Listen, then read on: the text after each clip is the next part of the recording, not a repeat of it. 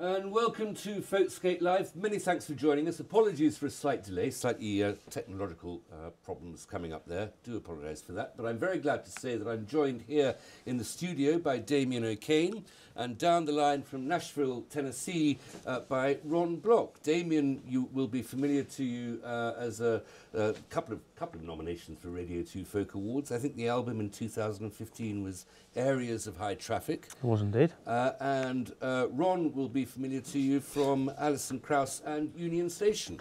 Ron, welcome. Thank you very much for joining us all the way from Tennessee. Can you hear us, Ron? Thanks. Glad to be here. And there is a slight delay, so apologies for that, because this is only the 21st century. Yep. Damien, one other introduction for Damien. You're married to Kate Rusby, who we're also all very familiar with. Breakfast must be a very musical occasion in your house. It is. It's very musical, yes. We've got Kate singing at one end of the table, my two daughters singing at the other end of the table, and depending what I've had for dinner the night before, I can provide the brass section. Okay, Damien, that's not what I was expecting you to say there. But the point of getting the two of you together here is that you're both banjo players, and you have completely different styles and traditions of banjo that you both come from. Sure. Ron, tell me, how did you and Damien meet? How did you get together? I met Joe Rusby over at Sore Fingers, which is a teaching camp over in near Oxford, Kingham.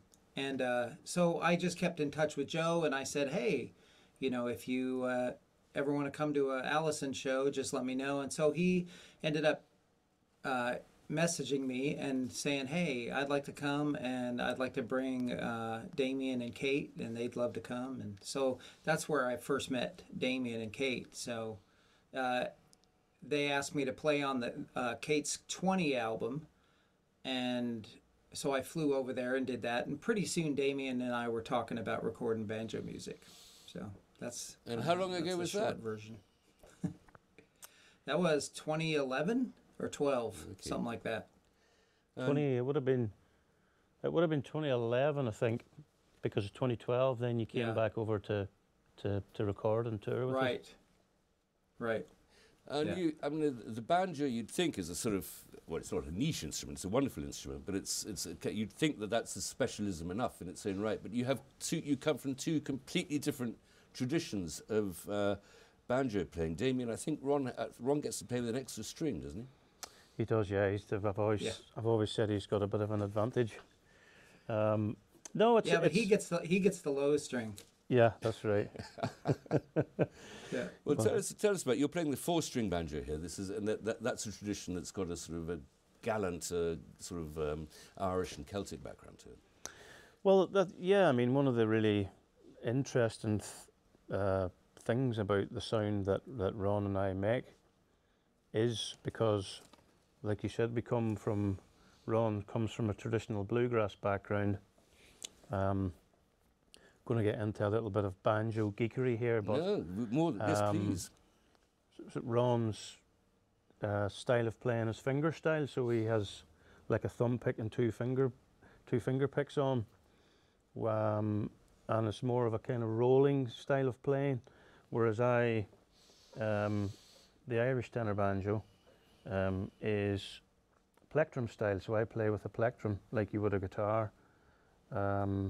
So two very, very different approaches to the instrument. So you get a difference in tonality, you get a difference in attack, and it's always been something I've loved. Always been something I've loved is the sound of two banjos together. I heard it years and years ago, two Irish banjo players playing together, Cathal Hayden and another guy called Brian McGrath. They did a banjo duo on a program years ago called The Corner House, which was aired in Ireland, and that was like a banjo epiphany for me. Since then, I was like, oh, right, I want to because I was playing banjo at that time already. I want to make an album with another banjo player, and this is even more interesting because Ron's style is more different. Well, Ron, you're that American style. You've got an extra string on your banjo, and it is that finger picking style. Is it ignorant of me to call that a sort of bluegrass tradition? Is that very specifically from the southern United States? Yes, and there's also clawhammer banjo, which is more of a strumming style, where you use either your middle finger or first finger. It's like this kind of strummy thing that they do. But I think that's the technical for old phrase, time, isn't it? you like that? That's strummy. So for old time music and bluegrass music, it's always been the 5-string banjo. And bluegrass has been specifically 5-string since it started. So. And where does that tradition come from? I mean, it must have its origins somewhere on this side of the ocean, mustn't it? Or how did it get across to the southern United States? Well, I think originally a banjo was an African instrument. It was like a gourd type instrument. And I think there was a guy named Joel Sweeney. I could have this wrong, but he was one of the first to have an actual 5-string banjo with the 5th-string peg. I'll just show you. Okay. The 5th-string peg is right there. Yeah. So it makes it... So that high string is on top, like that. So he was one of the first to do that, and then of course it was like a minstrel instrument in the 1800s. But by the time you got to the early 1900s, you had people playing the clawhammer style, strummy, or some of them were starting to play arpeggiated finger picking styles. So Earl Scruggs was the first one that really brought that out into like the mainstream with Bill Monroe and the Bluegrass Boys.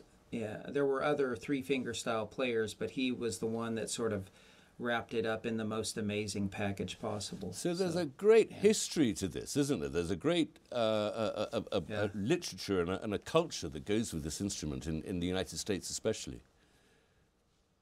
Yeah.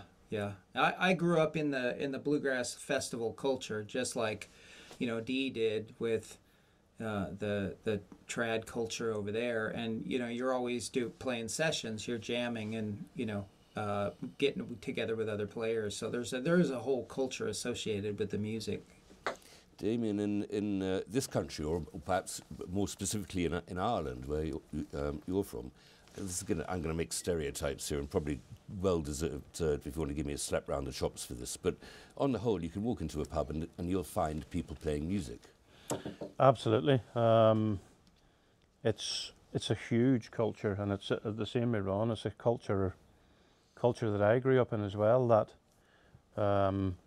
going to sessions, people outside the kind of folk genre find it incredibly fascinating when you're sitting with a group of musicians playing these tunes, and then the tune will change and everybody else knows the same.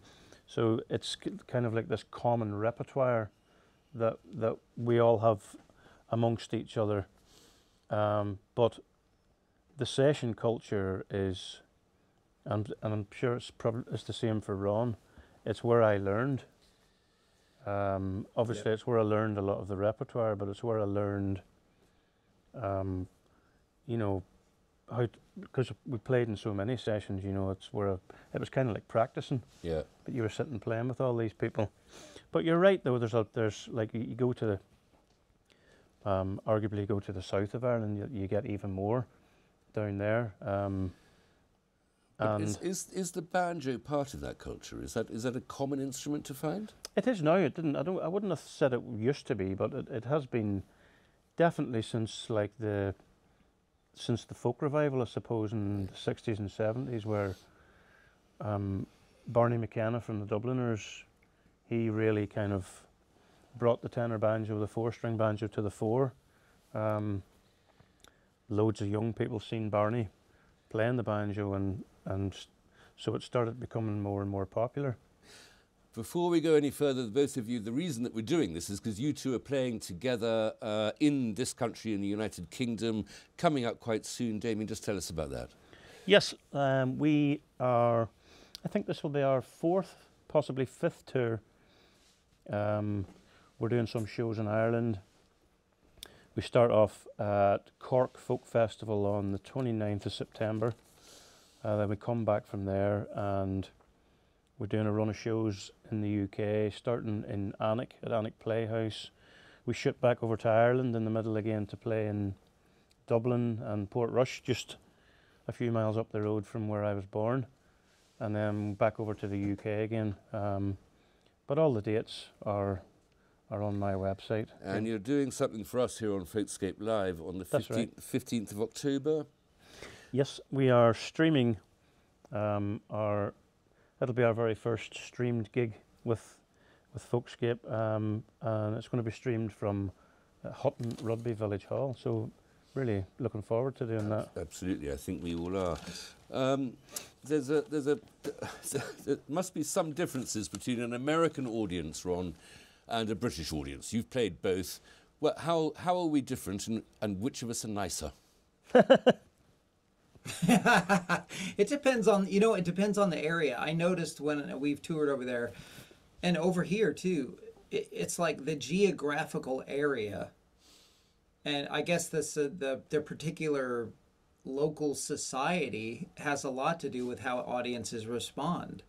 So there are some areas you travel to and people are very reserved through the whole show, but at the end they love it and they clap and they give you a standing ovation, and then you come back out for an encore.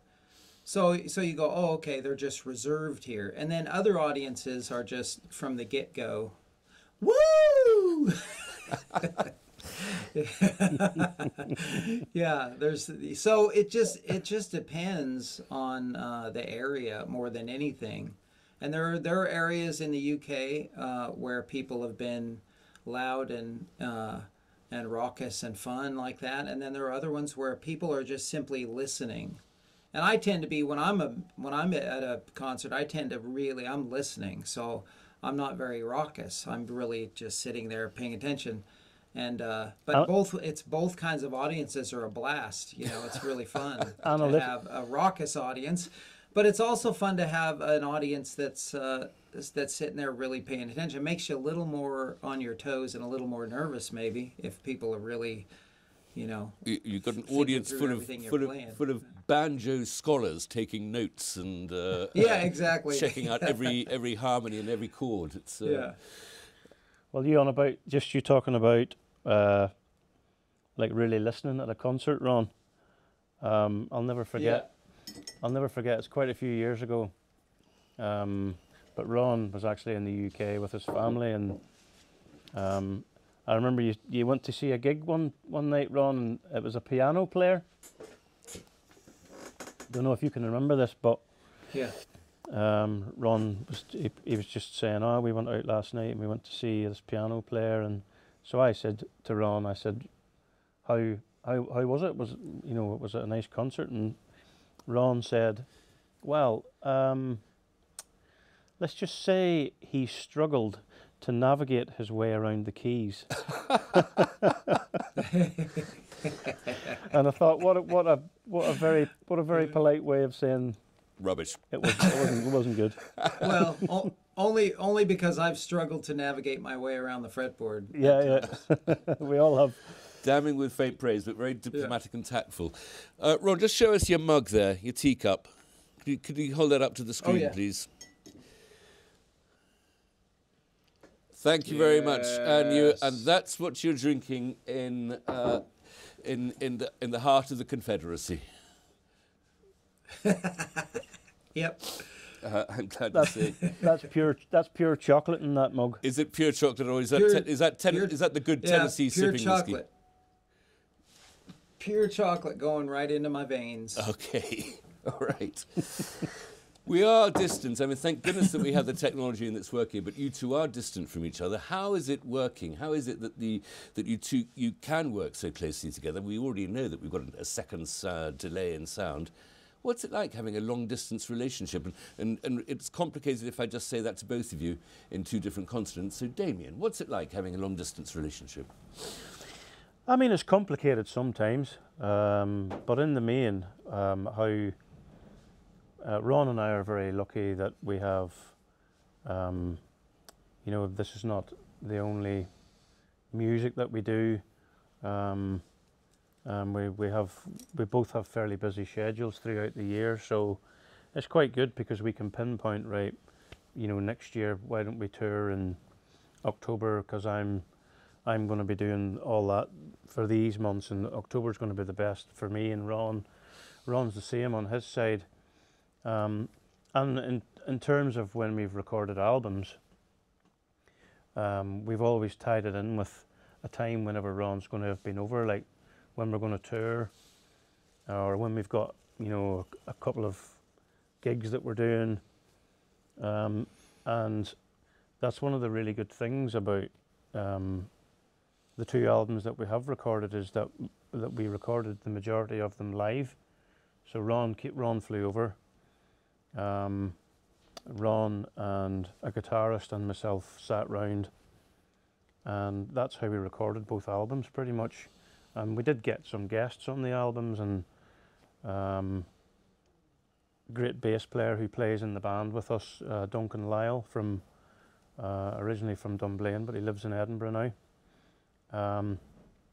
We have a guy called Stevie Burns who plays guitar with us. Stevie's from Kilkenny in Ireland. So, although there's a big chunk of water between us, we've been able to record albums together still. The last album we did, we couldn't finish it together because of COVID, and Sure. we're not going to go there, but Ron has a studio in his house. We have a studio. We're able to record things, send ideas to each other, and it's quite easy these days to record remotely. You can get the logistics of it together, into when you're going to record and when you're going to tour and make creative decisions. But do you not? I mean, Rod, is it not a little bit difficult, a little bit frustrating to just try to sit down and rehearse playing with a partner who's several thousand miles away? Yeah, you can't do that over Zoom. No. We've all recently learned the limitations of Zoom. Yeah, we build the rehearsal time usually at the front end of the tour, so we kind of build that in, and it is sort of like, I'm over here, he's over there, and so you just take account of that in your mind. You just kind of realize, when I fly back over here, I go, oh, I'm going to miss these guys and playing music, but then you go back home and you're doing all your stuff that you do. So we both just stay pretty busy, but when we get together, it's always a really fun, joyous kind of experience. Damien, you mentioned those two albums. Just tell me their names and where people can find them if they want to get their hands on them. First album Ron and I recorded was called Banjophony. A lot of people have really struggled to pronounce that name. In fact, somebody on the radio once called it Banjo Pony. Banjophony is the first one. Banjo Pony is a great name. Yeah, it is. So we recorded that, was it 2014 we released that, and then last year we released our second album, which was called Banjophonics. So both you can purchase from my website or Ron's website. Just give us his details, please. Yep, it is damienokane.co.uk, and it's ronblock.com, isn't it? Yep, that's it. Okay. Failing that, Google it. And you've got a video, I think. Yes. So just tell me a little bit about that. We've done several videos over the years, but I was going through some of my archives a few weeks ago, and I came across a load of footage from an event actually that I put on back in 2019. My father-in-law back in 2012 was diagnosed with prostate cancer. Luckily, he came through it, and he's doing really well now. But I always had it in mind to put an event on and raise money for for prostate cancer and the research.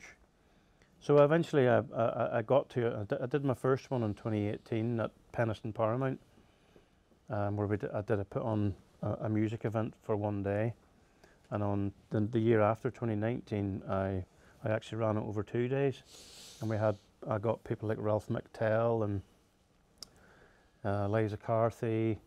It was brilliant, and we raised loads of money, like £16,000 for prostate cancer. But it just so happened that Ron and I were actually on tour at the time as well. So Ron and I and the band were playing at the event, and I was just going through all the footage the other day and came across it, and I was like, oh wow, here it is. Okay, should we? I think we can have a look at it now. Yeah. Have a little look at it. Have a go. Right.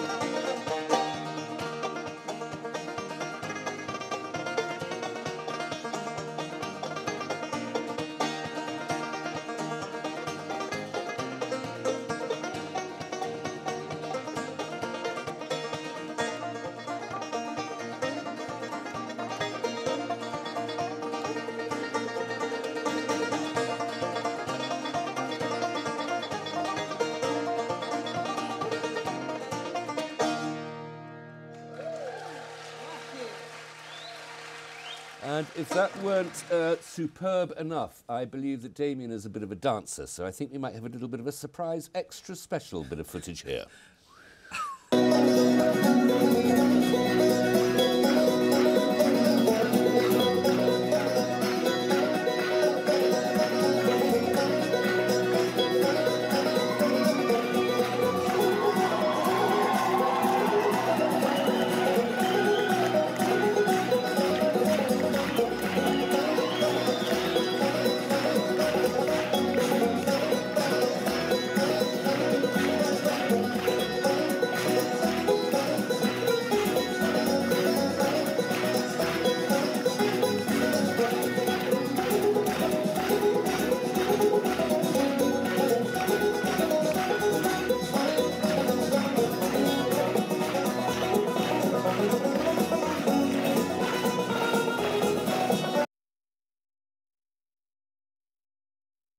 Ron, should Damien stay with the banjo or should he transfer to being a dancer?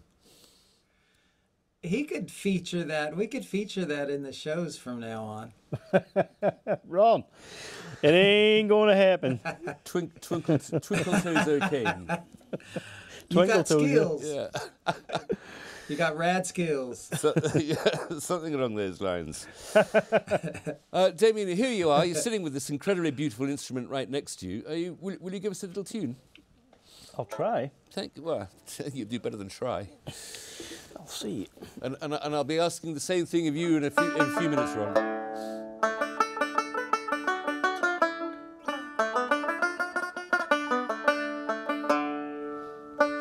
This is a... What will I play? This is a little tune called Happy Chappy, because I'm a happy chappy when I'm playing music with Ron.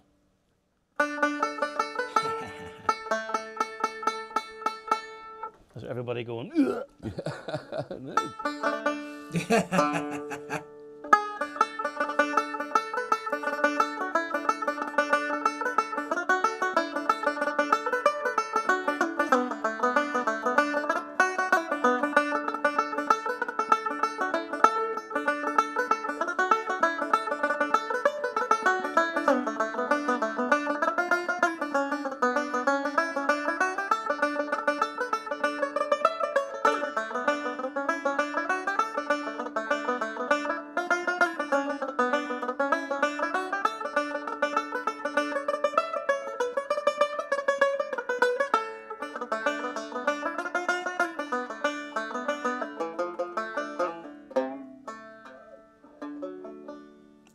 Damien, thank you so much. That was beautiful.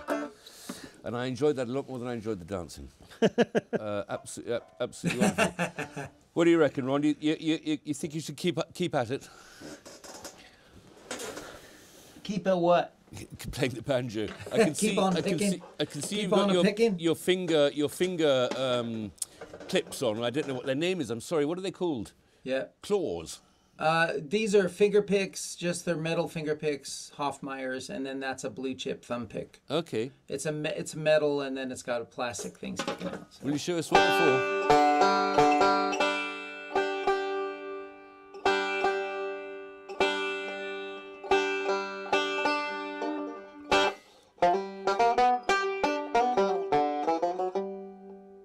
Let's see.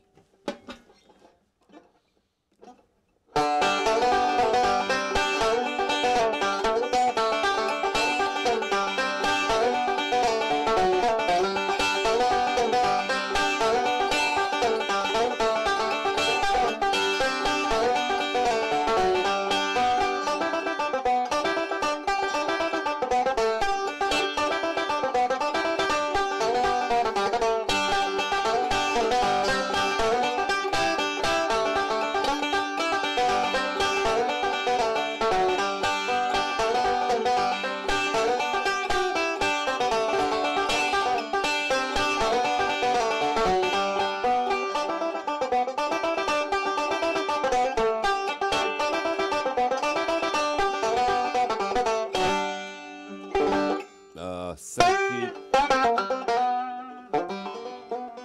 you. Yeah, don't milk it, Ron.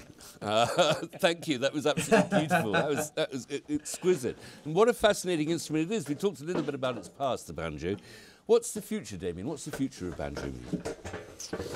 Well, I think it's really interesting where, you know, the younger generation are taking traditional music, folk music these days, taking it to different places, taking it to places perhaps not, let's just say the folk police wouldn't like it. Okay. But, you know, there's just, because young musicians nowadays they have so much more access to just, you know, to music on YouTube. So they're picking up things, and young people are sponges anyway when it comes to learning music. So there's some incredible young Irish banjo players around. So in the tradition, the Irish music tradition is definitely in very, very safe hands, and the amount of young people now that are into it and interested with it, you know, I think more so than when I was growing up, or maybe I just wasn't as aware. But the future of banjo music could very well lie in the hands of Ron Block and I. What do you reckon? Is that a bit of a responsibility there, Ron? Well, I think there's always the, you know, when you're talking about, you know, any traditional music form, there's always the really super trad people, and then there's the people that want to stretch it a lot further. So I'm kind of both. I look at it, and I think Dee is like this too. You have the love for the rootedness, but then you want to create with that. And I think every generation ends up doing that. And unless players get so far from the roots, you know, if they maintain a connection, I think that the music will remain healthy. There has to be some connection to what went before.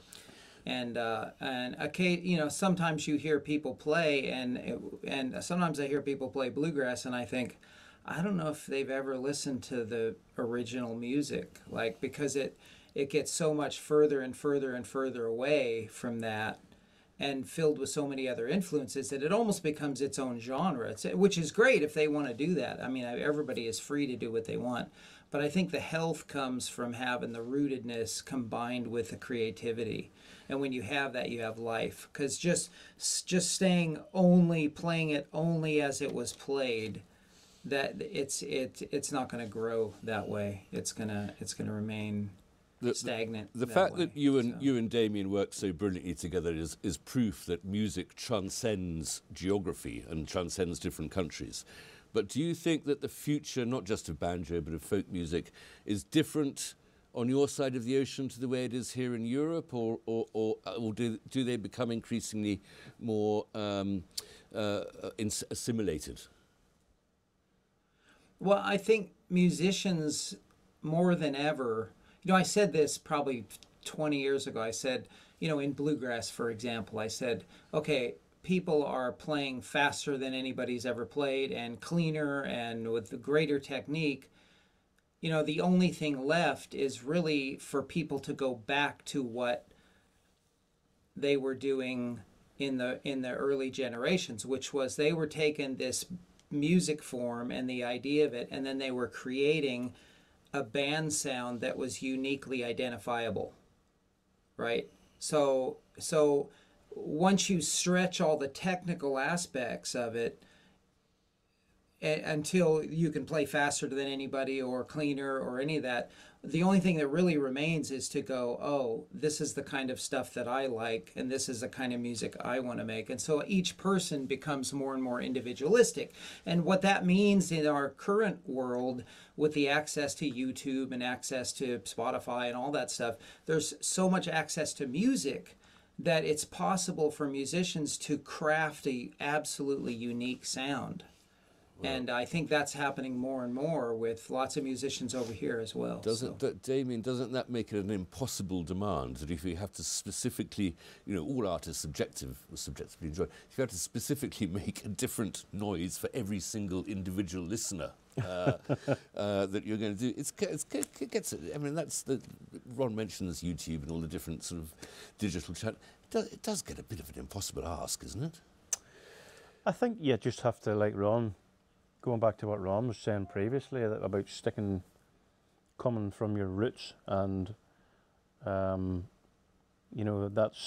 the epicenter of where the music's coming from, and as long as you're able to remain there, and I suppose it's like the roots of a tree, and there's all these different branches that little experimental bits that you're. I think if the main thing for me would be, and my advice to anybody would be, stick to your guns and make the music you want to make. Like again, Ron mentioned before about these people making bluegrass that's faster than it's ever been.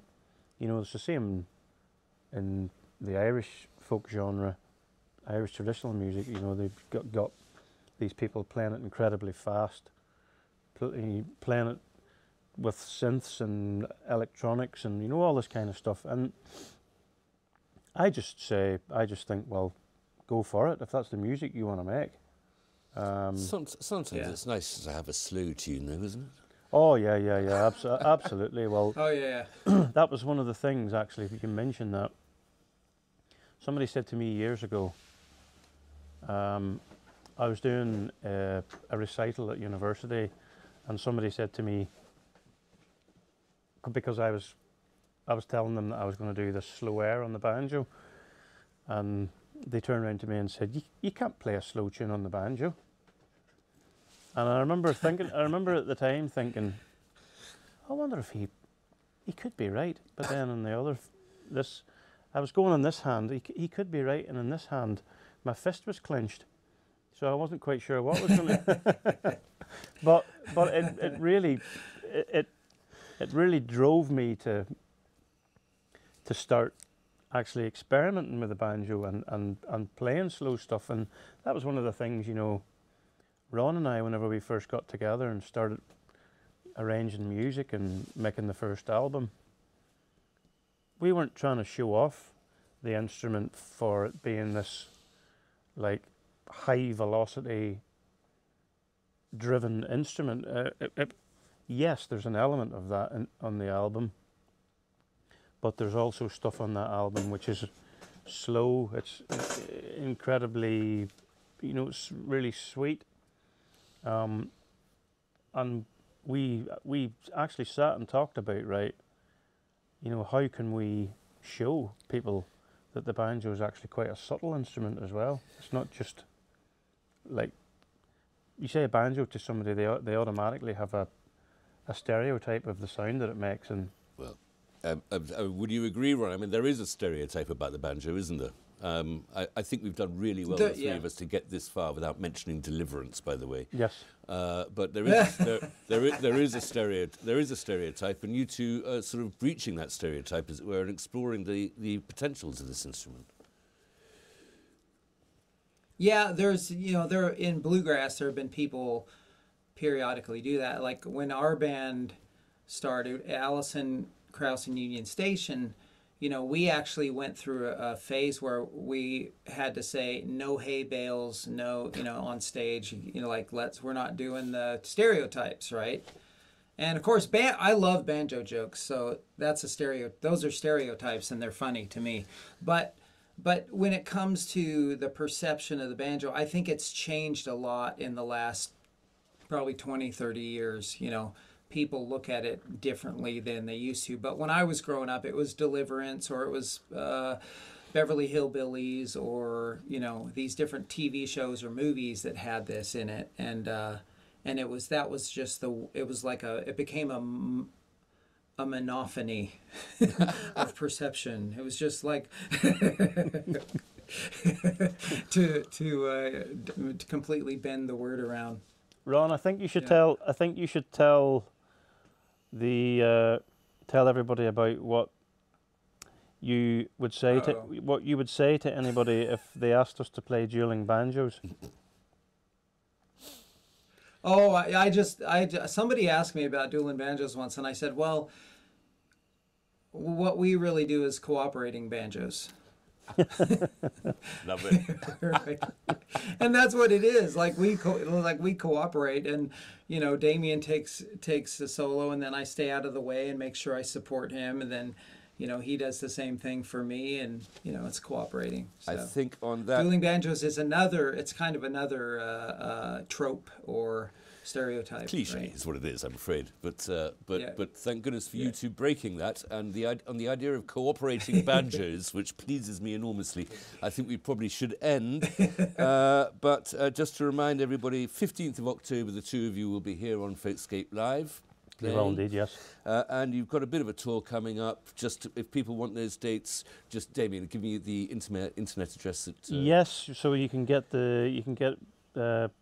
get your tickets via damienokane.co.uk or ronblock.com, and it's sure to be a banjo party. Okay, well, in that case, on that note, my thanks to Damien O'Kane and to Ron Block over in Tennessee. Ron, thank you very much for taking the trouble to having me. To come and join us. Damien, thanks very much. Thank you, Ronnie. Looking forward to seeing the two of these people playing the guitar on the 15th of October, right here on Folkscape Live.